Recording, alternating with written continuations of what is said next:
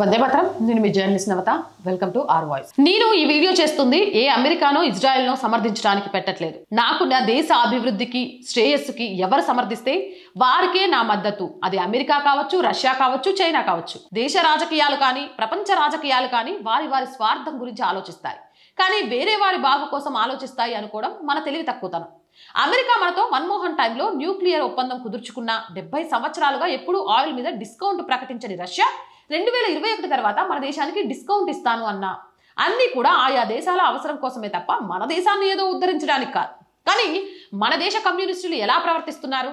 ఒక్కసారైనా ఆత్మవిమర్శ చేసుకుంటారా?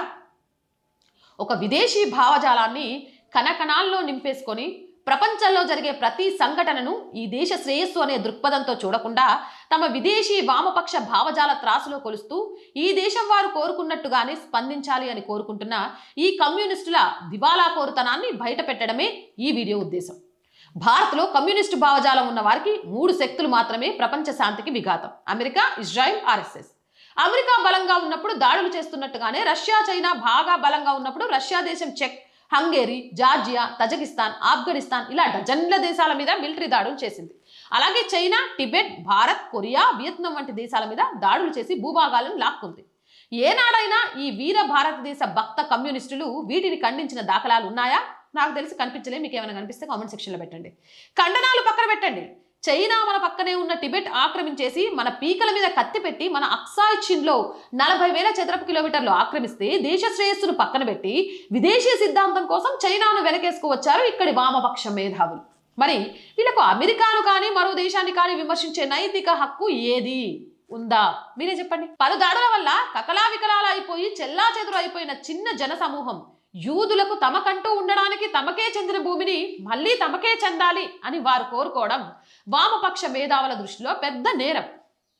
ఈ చిన్న యూదుల సమూహంకి తమకు నచ్చినట్టు బ్రతకడానికి ఈ భూమి మీద ఒక చిన్న భూభాగం కూడా ఉండడానికి వారికి అర్హత లేదు అని 50+ మత ఆధారిత దేశాలు కల ముస్లింలా పాలస్తీనా చెబుతూ నాటి ముస్లిం దేశాలతో కలిసి ఆ యూద సమూహ భూభాగం మీద శాశ్వతంగా లేకుండా చేయాలని ప్రయత్నిస్తూ ఉంటే దానికి మన సెక్యులర్ కమ్యూనిస్టులు దశాబ్దాలుగా వీర మద్దతు తెలుపుతున్నారు. వామపక్షాలు ఎప్పుడూ బలహీనుల పక్ష అంటారు. బలహీనులు ఎవరు? చిన్న దేశం, చిన్న మత జన సమూహం కల యూదులా, లేక 100 కోట్ల మత జనాభా 50+ దేశాల ప్రత్యేక మత ఆధారిత దేశాలు మద్దతు కల పాలస్తీనా ముస్లింలా? పాలస్తీనా వాళ్ళను వాళ్ళ ప్రాంతంలో ఉండకుండా యూదులు ఇబ్బంది పెడుతున్నారు అంటూ 24 గంటలు విరుచుకుపడే కమ్యూనిస్టులు బుద్ధిస్టులను టిబెట్ నుంచి తరిమివేసి ఆక్రమించిన చైనాను పల్లెత్తు మాట అనడం మీరు ఎప్పుడైనా విన్నారా? అలాగే ప్రపంచమంతా ఇస్లామిక్ మత మౌఢ్యం వల్ల మరియు తీవ్రవాదం వల్ల జొరాస్ట్రియన్స్ ఇరాన్ నుంచి, యాజీడీలు ఇరాక్ నుంచి, క్రిస్టియన్స్ లెబనాన్, సిరియా నుంచి, హిందువులు, సిక్కులు ఆఫ్ఘాన్, పాక్, బంగ్లాదేశ్, కాశ్మీర్ నుంచి తరిమివేయబడ్డారు. మరి పాలస్తీనా గురించి సముద్రాల కన్నీళ్లు కార్చే వీరు మరి ఇస్లామిక్ మతమౌఢ్యం వల్ల తమ సొంత భూభాగాల నుండి తరిమివేయబడే సమూహాల గురించి కనీసం ఒక్కసారైనా ఒక కన్నీటి బొట్టు రాల్చరు, ఒక వ్యాసం కూడా రాయరు. ఎందుకంటే ప్రపంచంలో పైన చెప్పుకున్న 3 శక్తులు తప్ప మిగతావన్నీ శాంతి కోరుకునేవి, 1000% మంచివి మన వామపక్షాల మేధావుల దృష్టిలో.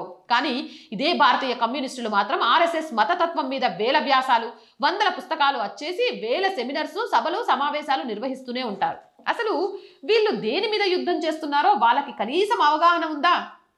తమ సిద్ధాంతాల మాటలలో చేతల్లో ఇంత గందరగోళం, ఇంత కన్ఫ్యూజన్ ఉంచుకొని వీళ్ళు సామాన్య ప్రజలను ఎలా చేరువవుదామని అనుకుంటున్నారో నాకైతే అర్థం కావట్లేదు. అందుకే అంటాను, సిద్ధాంతపు ఊబిలో కూరుకుపోయి బయటపడలేక మారుతున్న ప్రపంచ పరిస్థితులకు అనుగుణంగా తాము మారాలి అనే కనీస అవగాహన లోపించడం వల్లే నెమ్మదిగా ఈరోజు కమ్యూనిస్టులు కనుమరుగవుతున్నారు. అవునంటారా కాదంటారా? మీ అభిప్రాయం కామెంట్ సెక్షన్లో పెట్టండి. మోర్ వీడియోస్ కోసం R group of channels, R voice, R political, R Sanskriti, ఈ 3 మన channels. So please subscribe our channels. Content బాగుంది అనిపిస్తే లైక్ చేయండి, షేర్ చేయండి. ఆర్థికంగా ఆర్ వాయిస్కి మీ అందరి సపోర్ట్ ఈరోజు చాలా అవసరం. ఆర్థికంగా సపోర్ట్ చేయాలి అంటే సబ్స్క్రిప్షన్ పక్కనే జాయిన్ అనే బటన్ ఉంది. 1 to 5 లెవెల్స్ ఉన్నాయి. ఏదో ఒక లెవెల్లో సపోర్ట్ చేయండి. లేదా స్క్రీన్ మీద గూగుల్ పే, ఫోన్ పేతో పాటు అకౌంట్ డీటెయిల్స్ ఉన్నాయి. మీకు తోచిన సహాయాన్ని అందించండి. మార్కెటింగ్ యాడ్స్ అంటే వ్యాపార ప్రకటనల కోసం 8328 500 576 నెంబర్ని సంప్రదించండి. జై హింద్, జై భారత్.